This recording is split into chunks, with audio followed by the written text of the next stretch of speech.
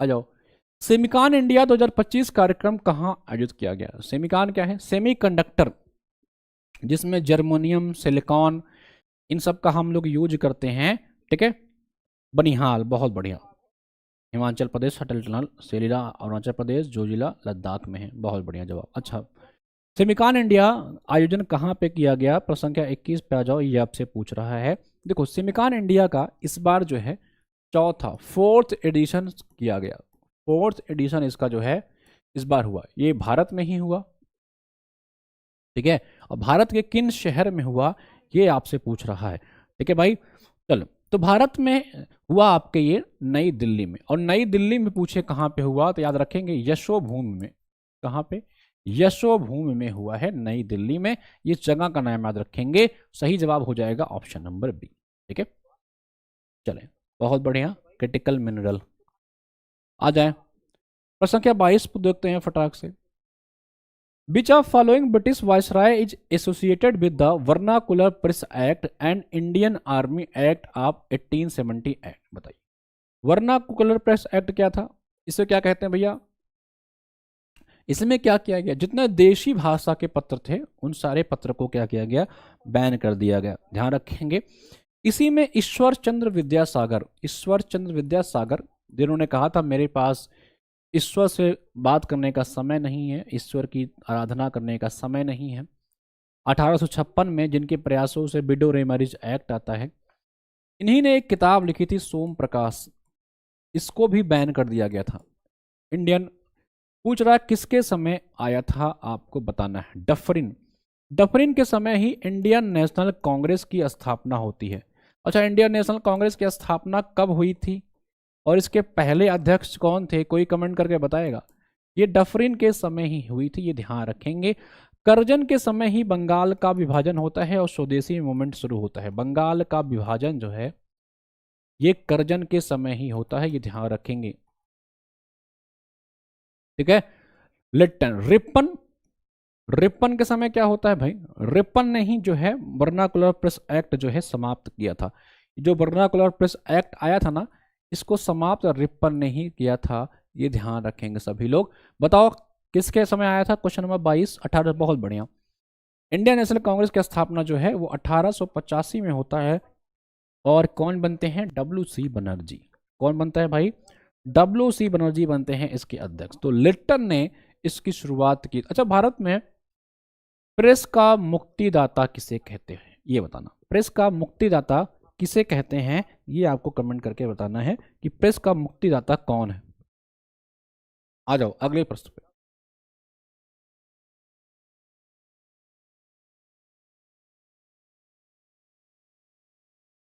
चलो, प्रथम कर्नाटक युद्ध के संबंध में कुछ प्रश्न आपसे पूछ रहा है। कह रहा युद्ध का तत्कालिक कारण अंग्रेजी नौसेना द्वारा फ्रांसीसी जहाजों को जब्त करना था। ठीक है, अच्छा, फ्रांसिस और ब्रिटिश ईस्ट इंडिया कंपनी जो है एक संधि करते हैं, बड़ी फेमस संधि थी, एक्स ला चैपल। तो कई बार परीक्षाओं में पूछता है कि एक्स ला चैपल संधि कब हुई थी। ठीक है, तो वो आपको कमेंट करके बताना है कि एक्स ला चैपल संधि कब हुई थी। बताइए। युद्ध का तत्कालिक कारण जो है अंग्रेजी नौसेना द्वारा फ्रांसीसी जहाजों को जब्त करना था। सेंट थोम का युद्ध फ्रांसीसी और अनवर उद्दीन की सेनाओं के बीच लड़ा गया था। कौन सा कथन जो है करेक्ट है, ये पूछ रहा है। काफी अच्छा प्रश्न है, डीप में प्रश्न है।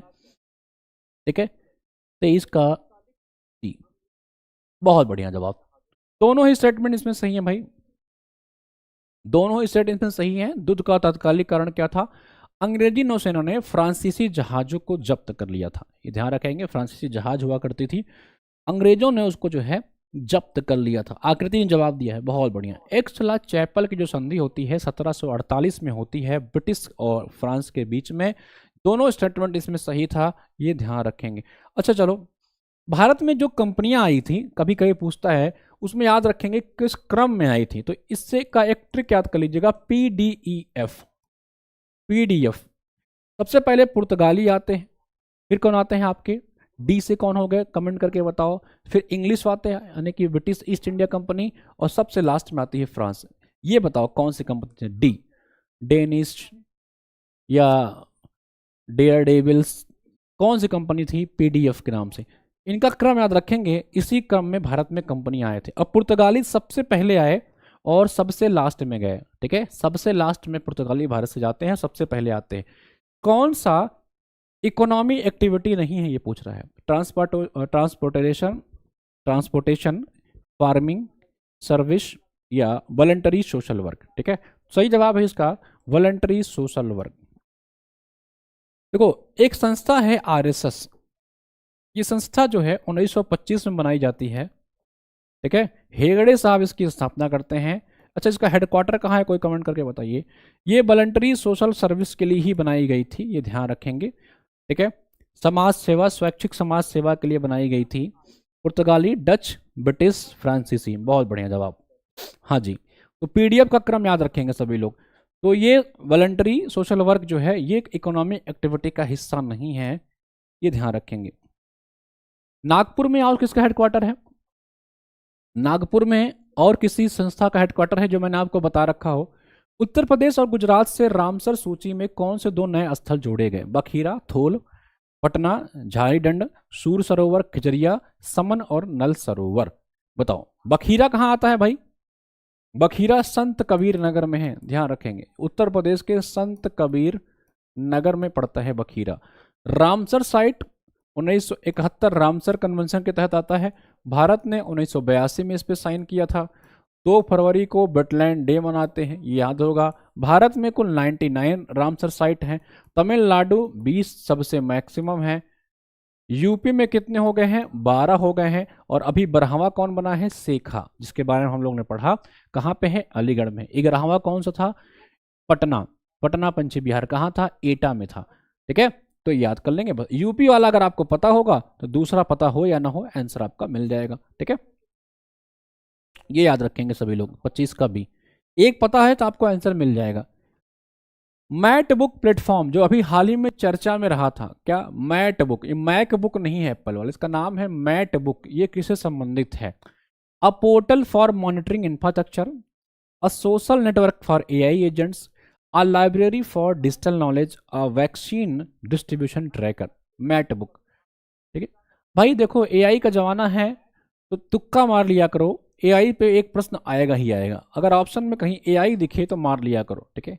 चलो अच्छा, इस बार जो आपकी टाइम मैगजीन पत्रिका होती है उसका जो कवर पेज था ना, उसमें एआई के जो आर्किटेक्चर है ना उन्हीं को स्थान दिया गया है। अच्छा एआई शब्द किसने जो है निजात का, इसका टर्म किसने दिया था एआई को, ये आपको बताना है, ठीक है। एआई टर्म किसने निजात किया है ये आप कमेंट करके बताओ। Role of human resources in economic development, which of following statement is correct.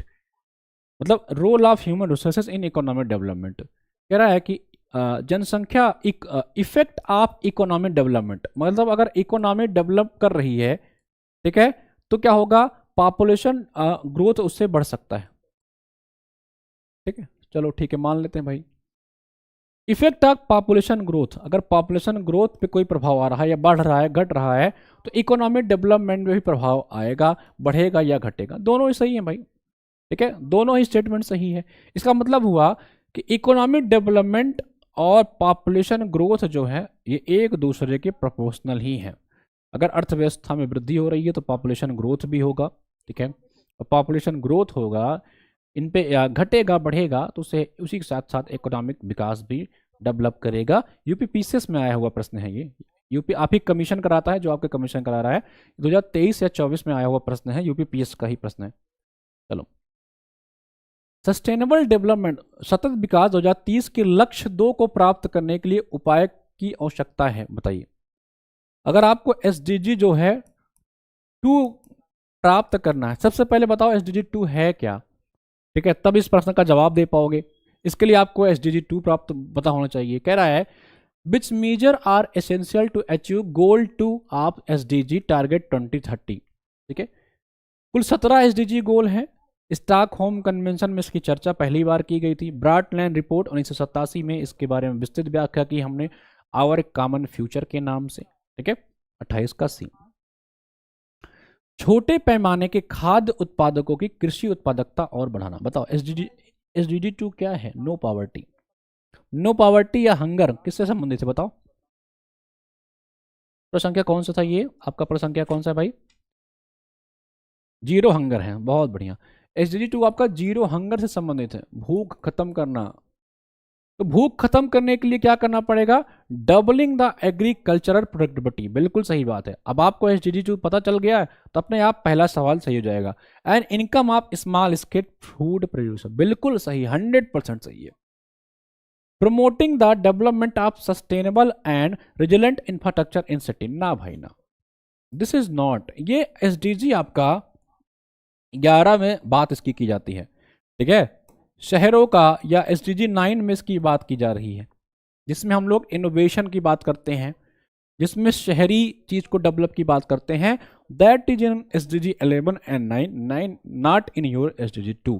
तो केवल स्टेटमेंट एक करेक्ट है इसका, ठीक है, समझ में आया? अच्छा लेवल का प्रश्न है ये, हल्का प्रश्न नहीं था।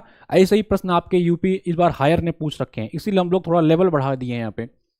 यूपीएचएससी ने जो है इस बार अच्छे प्रश्न पूछ लिए थे, तो क्या पता जेडीसी में भी आ जाए, तो इसके लिए तैयार रहेंगे। प्रश्न संख्या इसका जो सही जवाब था मैंने बता दिया, केवल एक सही था। यूपी बजट 2024-25 में मुख्यमंत्री कन्या सुमंगला योजना के तहत कुल वित्तीय सहायता अब कितनी कर दी गई है? पहले ये 15,000 हुआ करती थी, पूछ रहा है अब कितनी हो गई है? सस्टेनेबल सिटीज इनोवेशन, हाँ जी बताओ। 29, प्रश्न संख्या 29। 1 अप्रैल 2024 से ये प्रभावी भी हुआ। 29 का ए, पहले 15 थी ना भाई, पहले 15 थी, अब कितनी कर दी गई है? अब कर दी गई है आपकी 25,000, ठीक है। चलो 29 प्रश्न हो गया। अंतिम प्रश्न एक रीजनिंग का करेंगे, ठीक है, एक रीजनिंग का प्रश्न करेंगे।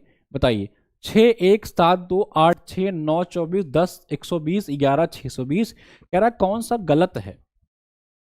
बताइए। तो भैया 6 हो गया, ये थोड़ा अच्छा कॉन्सेप्ट है, अच्छा कॉन्सेप्ट का प्रश्न है, आप लोग लगाइए, तब तक आप लोग इसको हल करने का प्रयास करिए। कौन सा गलत है पूछ रहा है, ठीक है। ये आपका जो था ये फैक्टोरियल, जैसे फैक्टोरियल 1 करोगे तो 1 आएगा, फैक्टोरियल 2 करोगे तो 2 आएगा, फैक्टोरियल 3 करोगे 3 दूनी 6 आएगा, 4 करोगे 120 आएगा। तो फैक्टोरियल के कॉन्सेप्ट से आपका लगाया हुआ सवाल है वो, ठीक है। तो ये आपका यहाँ पे 620 नहीं, यहाँ पे आपका 720 आना चाहिए, ये हो जाएगा सही।